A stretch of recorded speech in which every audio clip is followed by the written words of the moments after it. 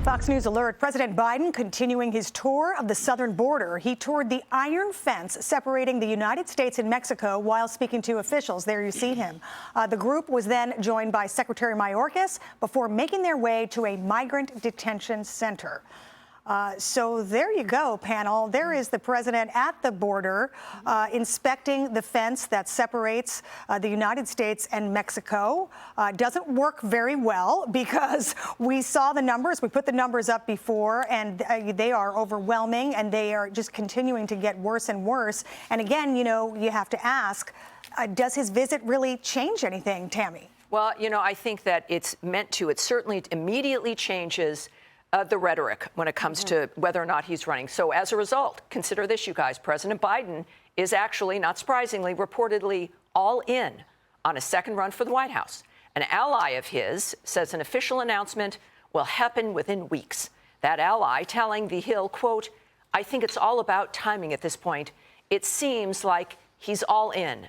It's not really if he runs anymore." The New York Post exclaims, "Joe, no!" The 80-year-old Biden, who is the oldest president in history, would be 82 if he is inaugurated a second time. That ally's comment, Anita, though, had a lot of kind of wiggle words. Seems like, you know, peers, et cetera. And I think that this could be partly an effort to keep other Democrats from beginning to organize, to keeping everyone at bay when it comes to donors, planning, strategy, hiring people, maybe Kamala Harris, other people not wanting. So this is an announcement that could change. It certainly doesn't seem to be firm. But even if he does announce, that's something that could be retracted. Sure. Yeah. And I think that's a really good point. There's definitely some strategy here. It's hard to believe that he would run again, only because, like you said, he's 80 years old. You see him and he has trouble getting through a simple speech. He stumbles over his words. He mixes up facts and figures and gets his numbers all wrong. He appears lost on stage. He shakes people's hands who are not there. You know, it's a grueling job, and a campaign would be even more grueling at his age. And the last thing I'll say is I'll ask the question, is he a very inspiring figure that would inspire the younger generation of people to vote for him? You know, but that becomes the question, right, Guy, in that they did it once before. Right. All of these problems existed. They hid him away. People knew there were issues. People pretended. You've got a cadre of people in the White House who clearly have a lot of power. I think they want to keep that power. Can this work a second time? It doesn't have to be inspirational. It just has to be successful. Right? It wasn't inspirational last time. The dynamics will be different in 2024. But if you think someone who is maybe not seeming up to the job can't win, look at what happened in Pennsylvania in November. John Fetterman is now is a U.S. senator. I think I've always been skeptical about Biden's desire and his family's desire for him to run for a second term. I maintain that skepticism, but it's looking more and more like he actually might take the plunge on this. And I think he has been emboldened by the November results. I think there are Democrats who are thinking, OK, if the Republicans are going to go with Trump again, that's another discussion that Republican voters have to think about very closely. But if it's going to be Trump again, here's a guy who has proven he can beat Trump. Do we want to change horses if he's willing to run and potentially win?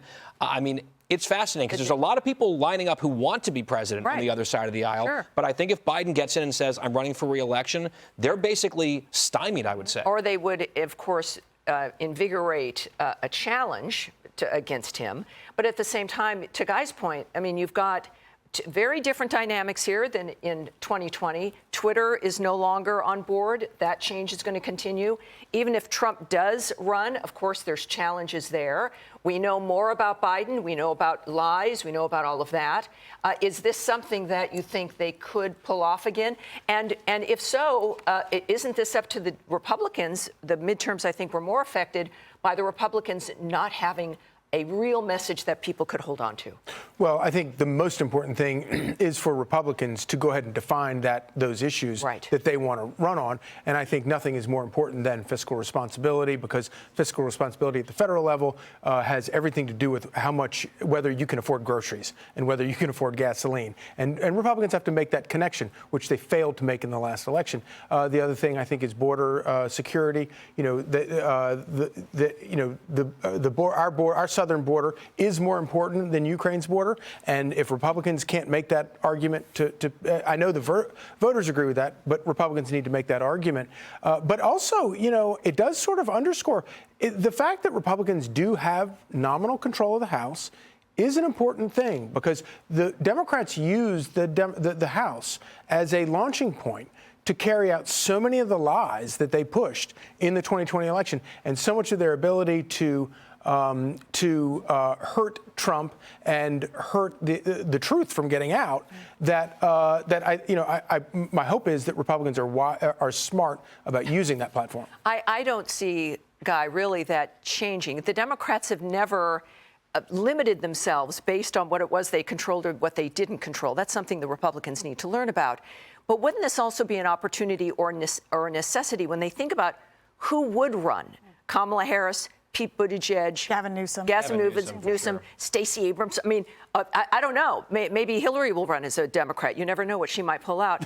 Isn't this a chance? Because I don't imagine Kamala Harris, this would be an opportunity to move her off of the ticket and to have somebody else on that ticket with him who would then take 28. He keeps referring to her, though, as President Harris. Sure. So. Well, I'd be surprised if they booted her from the ticket.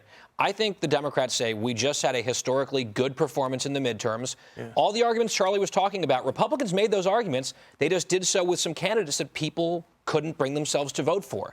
That's what Republicans have to think about on their side. And the Democrats might say, look, it's not perfect. Sometimes it's kind of ugly out there, but he's getting the job done. Do we have a better alternative? And maybe just the inertia, the power of incumbency, and his desire to defy the odds and run. I think he's a kind of an ornery guy who gets angry when he hears people doubting him. That combination of factors might just lead us to Joe Biden running for re-election. We'll see how that goes. We know who he is and what he's about, and the American people will have to make a choice 2 years from now. We'll see, because it seems like Gavin Newsom's already running. So we'll see if there's more push and more power that comes out of California in that Pelosi pipeline into Washington. All right, everybody. Hi, everyone. I'm Brian Kilmeade. I want you to do me a favor. I want you to click to subscribe to the Fox News YouTube page. This is the only way that I know for sure that you're not going to miss any great commentary, any great news bites, any great interviews coming your way on Fox. You can get it all here on YouTube. So subscribe right now.